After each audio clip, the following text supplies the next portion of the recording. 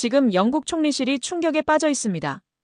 브렉시트 이후 새로운 전략 파트너를 찾기 위해 진행한 국가 생존 시뮬레이션에서 예상치 못한 결과가 나왔기 때문인데요. 72개국을 분석한 결과 한국을 제외할 경우 영국 핵심 산업이 72시간 만에 마비된다는 충격적인 데이터가 나온 겁니다. 미국은 트럼프 재집권 이후 예측 불가능하고 독일과 프랑스는 여전히 영국을 견제하고 있습니다. 하지만 충격적인 사실은 그동안 K-팝과 드라마로만 알려졌던 한국이 영국 생존의 핵심 열쇠를 쥐고 있었다는 점입니다. 반도체 의존도 68%, 무기납기 차이 무려 12배, 팬데믹에도 멈추지 않는 로봇 제약 공장까지. 과연 영국은 어떤 선택을 내릴까요? 21세기 패권의 새로운 법칙을 목격하게 될 겁니다. 이런 이야기 계속 받아보고 싶으시면 구독과 좋아요로 남겨두셔도 좋습니다. 안녕하세요. 저는 에드워드 콜린스입니다. 오전 8시 30분 웨스트민스터 궁전 3층 전략기획실. 책상 위에 쌓인 72개국 분석 보고서가 제 시야를 가렸습니다. 커피잔에서 올라오는 증기가 형광등 불빛과 섞여 흐릿하게 번졌어요. 브렉시트 이후 3년 영국이 살아남으려면 새로운 전략 파트너가 필요했거든요. 총리실 복도에서 들려오는 발걸음 소리가 점점 가까워졌습니다. 문이 열리며 차가운 공기가 들어왔어요. 총리가 직접 찾아온 건 처음이었죠. 콜린스, 진척은 어떤가? 제 손끝이 미세하게 떨렸습니다. 3개월 동안 분석한 자료들이 머릿속에서 빠르게 정리되었어요. 미국은 자국 우선주의로 예측 불가능했습니다. 독일과 프랑스는 여전히 영국을 경계했죠. 일본은 안정적이지만 경제성장 동력이 부족했어요. 현실적인 후보는 7개국 정도입니다. 총리의 눈빛이 날카로워졌습니다. 제가 펼쳐놓은 지도 위를 손가락으로 가리키며 물었어요. 한국은? 순간 제 목이 마른 듯한 느낌이 들었습니다. 한국이라니요? K-팝과 드라마로 유명한 나라 말인가요? 물론 경제 규모는 무시할 수 없었습니다. 하지만 영국의 생존을 맡길 만큼 검증된 파트너는 아니었어요. 문화적 영향력은 인정하지만 전략적 신뢰도가 부족합니다. 제 말에 총리가 고개를 끄덕였습니다. 그의 표정에서 안도감이 스쳐 지나갔어요. 저 역시 마찬가지였죠.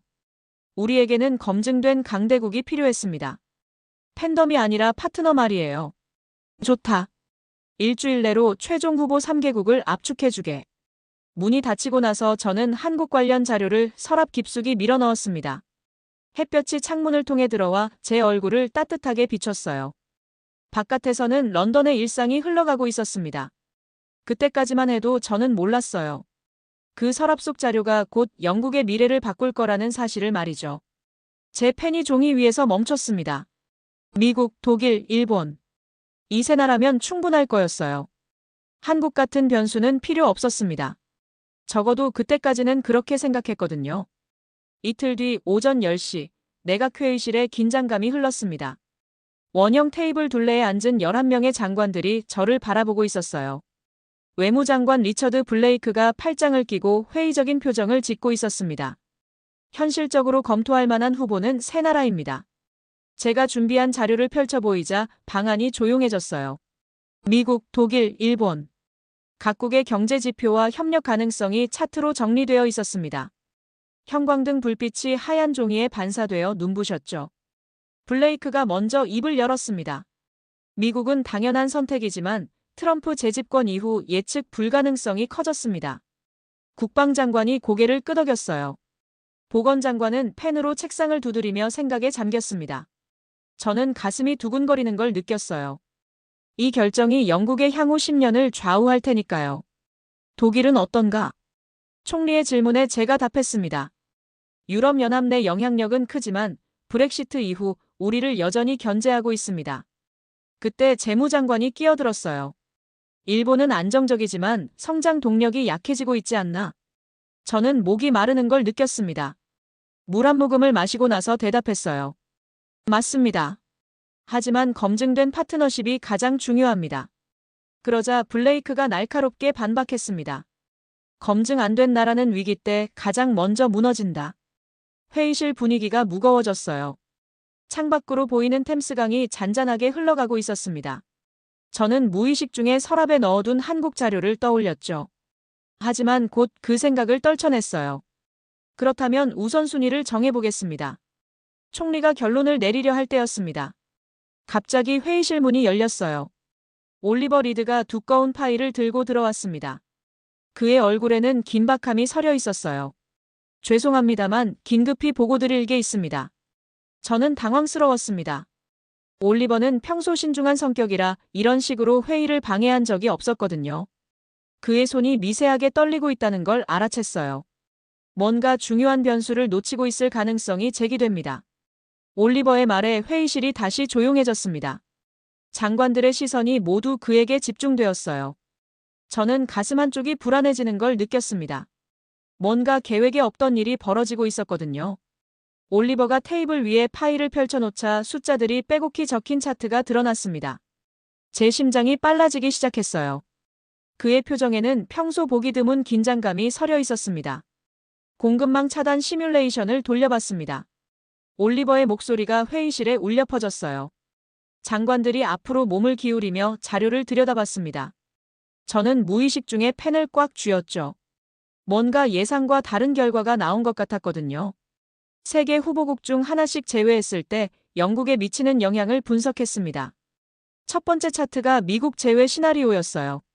금융과 기술 부문에 타격이 있지만 치명적이지는 않았습니다. 독일 제외 시에도 마찬가지였죠. 자동차와 기계 수입에 문제가 생기지만 대안이 있었어요. 일본은 어떤가? 총리의 질문에 올리버가 세 번째 차트를 가리켰습니다. 예상 범위 내입니다. 전자제품과 자동차 부품 조달에 어려움이 있지만 극복 가능한 수준이에요. 저는 안도의 한숨을 쉬었습니다.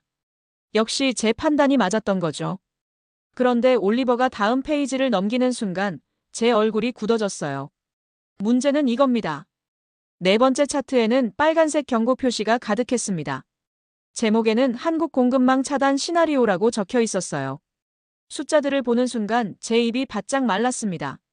반도체 생산 중단 12시간, 배터리 공급 차단 24시간, 정밀 화학 소재 고갈 48시간. 올리버의 목소리가 점점 낮아졌어요. 회의실 분위기가 차갑게 식어갔습니다. 저는 자료를 다시 보며 계산해봤지만 결과는 같았죠. 72시간 내에 핵심 제조업체들이 생산을 멈춥니다. 블레이크가 불신하는 표정으로 반박했어요. 설마 그 정도까지야. 다른 대안이 있을 텐데. 올리버가 고개를 저었습니다. 그의 손끝이 떨리고 있다는 걸 알 수 있었어요. 대체 공급처를 찾는데 최소 6개월이 걸립니다. 그 사이 영국 제조업은 마비되죠. 저는 목구멍이 막힌 듯한 느낌을 받았습니다. 어떻게 이런 결과가 나올 수 있을까요? 한국이 그렇게 중요한 나라였다니요. 좋고 싫음은 중요하지 않습니다. 빠졌을 때 멈추면 그게 답입니다. 올리버의 말에 회의실이 정적에 휩싸였어요. 창밖 런던 거리의 소음마저 멀게 느껴졌습니다. 저는 서랍 속에 묻어둔 한국 자료를 떠올렸죠. 그때까지 무시했던 그 작은 나라가 갑자기 거대하게 느껴졌어요. 총리가 천천히 입을 열었습니다. 이 분석이 정확한가? 올리버가 단호하게 대답했어요. 세 차례 검증했습니다. 결과는 동일합니다. 총리의 질문 이후 회의실이 정적에 휩싸였습니다. 올리버의 세 차례 검증했습니다. 결과는 동일합니다라는 답변이 공기 중에 무겁게 맴돌았어요. 저는 장관들의 표정을 하나씩 살펴봤습니다. 모두가 당황스러워하고 있었죠. 블레이크가 먼저 침묵을 깼어요. 좀 더 구체적인 자료가 필요합니다. 이 분석만으로는. 총리가 손을 들어 그를 제지했습니다. 콜린스, 내일까지 상세 보고서를 준비해주게. 산업별 의존도까지 포함해서. 회의가 끝나고 장관들이 하나둘 자리를 떠났어요. 저는 올리버와 함께 남아 있었습니다. 그의 얼굴에는 긴장감이 역력했죠. 밤새 작업해야겠군요. 다음 날 아침 8시, 저는 사무실에서 올리버가 밤새 완성한 보고서를 받았습니다. 첫 페이지부터 충격적인 숫자들이 눈에 들어왔어요. 영국이 사용하는 반도체의 68%가 한국산이었습니다. 전기차 배터리는 73%, 디스플레이용 정밀 소재는 무려 81%였어요. 제 손이 서류 위에서 멈췄습니다. 어떻게 이런 수치가 가능한 건가요? 9시에 올리버가 사무실로 들어왔어요. 그의 눈가에는 피로가 역력했습니다. 자동차 산업부터 보시죠. 첫 번째 차트가 펼쳐졌어요. 영국 내 자동차 공장들이 사용하는 핵심 부품 중 한국 의존도가 평균 62%였습니다. 롤스로이스, 제규어 랜드로버, 맥라렌까지 예외가 없었어요. 항공우주는 어떻습니까? 더 심각합니다. 롤스로이스 엔진에 들어가는 정밀 소재의 49%가 한국산이에요. 저는 의자에 등을 기댔습니다. 머리가 어지러웠어요. BAE 시스템즈의 군용 전자장비 부품도 57%가 한국 의존이라고 되어 있었거든요. 제약산업은 어떻습니까? 평균 43%입니다. 바이오 의약품 생산용 특수 소재는 70%를 넘어요. 창밖 런던 거리가 평온해 보였지만 그 평온함이 얼마나 취약한 기반 위에 있는지 이제 알 것 같았어요. 이건 협력 문제가 아니라 생존 문제군. 그날 오후 2시, 저는 올리버와 함께 국방부 지하 분석실에 있었습니다. 형광등이 깜빡거리는 소리가 신경에 거슬렸어요. 벽면에 걸린 대형 스크린에는 세계 지도가 떠 있었습니다. 이번에는 다른 관점에서 접근해 봤습니다. 올리버가 리모컨을 조작하자 중동 지역이 확대되었어요. 사우디아라비아, UAE, 카타르의 담수화 시설들이 빨간 점으로 표시되어 있었습니다. 중동 담수화 플랜트의 핵심 부품을 추적해 봤어요. 제 눈이 커졌습니다. 역삼투압막, 고압 펌프, 정밀 제어 시스템. 이 모든 것의 원산지가 한국이라고 표시되어 있었거든요. 비율이 어느 정도입니까? 평균 75%입니다. 특히 삼성이나 LG가 납품하는 플랜트는 90%를 넘어요. 저는 숨이 막히는 듯한 느낌을 받았어요. 중동의 물이 한국 기술에 의존하고 있다니요. 그런데 더 충격적인 건 다음이었습니다. 영국은 중동에서 연간 1200억 파운드 규모의 에너지를 수입합니다.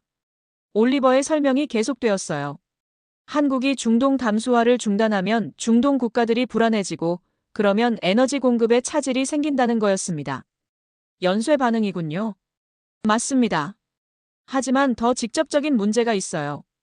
올리버가 다음 화면을 띄웠습니다. 유럽 방산업체들의 납기 일정표였어요. BAE 시스템즈, 탈레스, 라인메탈 같은 대형 업체들의 이름이 보였습니다. 현재 유럽 방산업체들의 평균 납기는 36개월입니다. 제 가슴이 답답해졌어요. 3년이라는 건가요? 그럼 전쟁이 터져도 무기가 오기까지 3년을 기다려야 한다는 뜻인가요? 한국은 어떻습니까? 올리버가 새로운 차트를 보여줬어요. 한화시스템, LI진엑스원, KAI 같은 한국 방산업체들의 납기표였습니다. 평균 90일입니다. 저는 의자에서 일어났어요. 36개월 때 90일이라니요. 무려 12배 차이였습니다. 이게 가능한 건가요? 한국은 평시에도 준전시 체제로 생산시설을 운영합니다. 또한 부품 공급망이 국내에 집약되어 있어요. 올리버가 생산 과정을 보여주는 동영상을 틀었어요. 한국의 무기 공장들은 스마트 팩토리 시스템으로 24시간 가동되고 있었습니다. 로봇들이 정밀하게 조립하고 실시간 품질 검사가 이루어졌죠.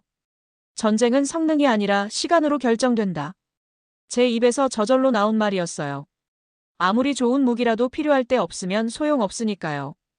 우크라이나 전쟁을 보세요. 올리버가 또 다른 자료를 펼쳤어요. 유럽이 우크라이나에 약속한 무기들의 실제 납품 현황이었습니다. 절반도 제때 도착하지 못했더군요. 반면 한국이 공급한 포탄과 장비들은 거의 정시에 도착했습니다. 제 머릿속이 복잡해졌어요. 지금까지 우리는 한국을 문화 강국 정도로만 인식했습니다. 하지만 실제로는 세계 안보의 핵심 축이었던 거예요. 창밖으로 런던 시내가 보였습니다. 평화로워 보이는 거리지만 그 평화가 한국의 기술과 생산력에 의존하고 있다는 사실이 새삼 무섭게 느껴졌어요. 사흘 뒤 오전 11시, 총리실 위기상황실에 긴급 소집령이 떨어졌습니다. 저는 올리버와 함께 지하 2층으로 내려갔어요. 형광등 불빛이 차가운 콘크리트 벽을 비추고 있었습니다. 이번에는 팬데믹 시나리오를 재현해봤습니다. 올리버가 대형 스크린 앞에서 발표를 시작했어요. 코로나19와 유사한 전염병이 다시 발생한다고 가정한 시뮬레이션이었습니다. 제 심장이 빨라지기 시작했죠. 백신과 치료제 생산 능력을 국가별로 분석했어요. 첫 번째 차트에는 유럽 제약회사들이 나타났습니다. 글락소스미스클라인, 아스트라제네카, 노바티스. 모두 익숙한 이름들이었어요. 팬데믹 발생 후 6개월 시점에서 생산 중단율이 45%입니다. 제 눈썹이 찌푸려졌어요. 절반 가까이가 멈춘다는 건가요? 인력 부족과 원료 공급 차질 때문입니다. 특히 숙련 기술자들이 감염되면 생산 라인이 마비되죠. 올리버가 다음 화면을 띄웠습니다. 미국 제약회사들도 비슷했어요. 화이자, 머크, 존슨앤존슨 모두 30% 이상 생산이 줄어들었습니다. 한국은 어떻습니까? 제 질문에 올리버가 새로운 차트를 보여줬어요. 순간 제 입이 벌어졌습니다. 한국 제약회사들의 생산 중단율이 고작 5%였거든요. 어떻게 이런 차이가 나는 건가요? 로봇 기반 자동화 생산 시스템 때문입니다. 올리버가 한국 제약 공장 내부 영상을 틀었어요. 사람이 거의 보이지 않았습니다. 로봇들이 정밀하게 움직이며 약을 만들고 포장하고 배송까지 준비하고 있었죠. 셀트리온, 삼성바이오로직스 같은 회사들은 이미 10년 전부터 무인 생산 체제를 구축했어요. 제 가슴이 철렁 내려앉았습니다. 사람이 감염되어도 생산은 계속된다는 얘기였거든요. 생산량은 어떻습니까? 오히려 증가합니다. 24시간 연속 가동이 가능하니까요. 올리버가 보여준 그래프가 충격적이었어요. 팬데믹 상황에서 한국은 평소보다 130% 많은 의약품을 생산할 수 있었습니다. 사람이 멈춰도 약은 멈추지 않는다. 제 혼잣말에 올리버가 고개를 끄덕였어요. 그의 표정도 경외감으로 가득했습니다. 더 놀라운 건 품질 관리예요. 화면에 실시간 품질 검사 시스템이 나타났습니다. 인공지능이 약 하나하나를 검사하며 불량품을 골라내고 있었어요. 사람의 실수나 피로는 존재하지 않았습니다. 결합률이 10만 분의 1 수준입니다. 사람이 관리할 때보다 100배 정확해요. 저는 의자에 기대며 깊게 숨을 쉬었습니다. 지금까지 본 자료 중에서 가장 충격적이었어요. 생명을 구하는 약이 한국에서만 안정적으로 나올 수 있다니요. 영국이 팬데믹 상황에서 필요한 의약품의 70%를 한국에서 공급받을 수밖에 없겠군요. 올리버의 말에 회의실이 정적에 휩싸였습니다. 창밖 런던 하늘이 흐려 보였어요. 우리가 생각했던 국가 간 협력의 개념이 완전히 바뀌는 순간이었습니다. 이틀 뒤 오후 3시, 저는 문화부 산하정보분석센터에 있었습니다. 올리버가 새로운 관점의 자료를 준비했다며 저를 불렀어요. 창문 너머로 템스강이 조용히 흐르고 있었습니다. 이번에는 소프트 파워 분석입니다. 올리버가 펼친 자료의 제목은 한류의 정치적 영향력 추정이었어요. 지금까지 본 것과는 완전히 다른 접근이었습니다. 영국 내 10대에서 30대 사이 한국어 학습자 수를 조사했어요. 첫 번째 그래프가 제 눈을 사로잡았습니다. 2020년 3만 명에서 2024년 28만 명으로 급증했더군요. 거의 10배 가까이 늘어난 거였어요. 이 중 절반이 대학생과 직장 초년생들입니다. 올리버의 설명이 계속되었어요. 이들이 향후 15년 안에 영국 정치의 핵심 세력이 될 거라는 분석이었습니다. BTS나 블랙핑크 팬클럽 회원 중 20%가 정치에 관심을 보이기 시작했어요. 제 눈썹이 올라갔습니다. K-팝 팬들이 정치에 관심을 갖는다고요? 한국 드라마를 통해 한국의 사회 시스템에 호감을 갖는 비율이 63%입니다. 화면에 설문조사 결과가 나타났어요. 오징어 게임, 기생충, 킹덤 같은 작품을 본 영국인들이 한국의 사회, 문제 해결 방식에 긍정적 반응을 보였다는 내용이었습니다. 더 중요한 건 이겁니다. 올리버가 다음 차트를 가리켰어요. 한국 기업에서 일하고 싶다고 답한 영국 청년들의 비율이 41%였습니다. 삼성, LG, 현대 같은 브랜드에 대한 신뢰도가 급상승하고 있어요. 제 가슴이 뛰기 시작했습니다. 이건 단순한 문화 현상이 아니었어요. 미래 세대의 가치관과 정치적 선택에 영향을 미치는 일이었습니다. 구체적인 숫자는 어떻습니까? 현재 18세에서 25세 사이 인구 중 72%가 한국의 긍정적 이미지를 갖고 있어요. 올리버가 보여준 예측 모델이 놀라웠습니다. 이들이 투표권을 행사하기 시작하면 영국 정치 지형이 바뀔 거라는 분석이었어요. 20년 후 총선에서 한국 친화적 정책을 지지하는 유권자가 과반을 넘을 가능성이 높습니다. 제 머릿속이 복잡해졌어요. 지금까지는 경제나 안보 측면에서만 한국을 봤는데 문화적 영향력까지 고려하니 완전히 다른 그림이 그려졌습니다. 언어도 문제예요. 올리버가 새로운 자료를 펼쳤습니다. 영국 내 한국어 사용자 증가 추세였어요. 향후 10년 안에 한국어가 영국에서 5번째로 많이 사용되는 외국어가 될 것으로 예상됩니다. 창밖 런던 거리를 바라보니 다르게 보였어요. 저기 걸어가는 젊은이들 중 상당수가 한국 문화에 빠져 있고 한국어를 배우고 있을 거라는 생각이 들었습니다. 이건 유행이 아니라 다음 세대의 표심이야. 제 말에 올리버가 진지하게 고개를 끄덕였어요. 우리가 한국을 단순한 경제 파트너로만 본 것은 너무 근시안적이었습니다. 이미 영국의 미래 세대는 한국을 선택하고 있었거든요.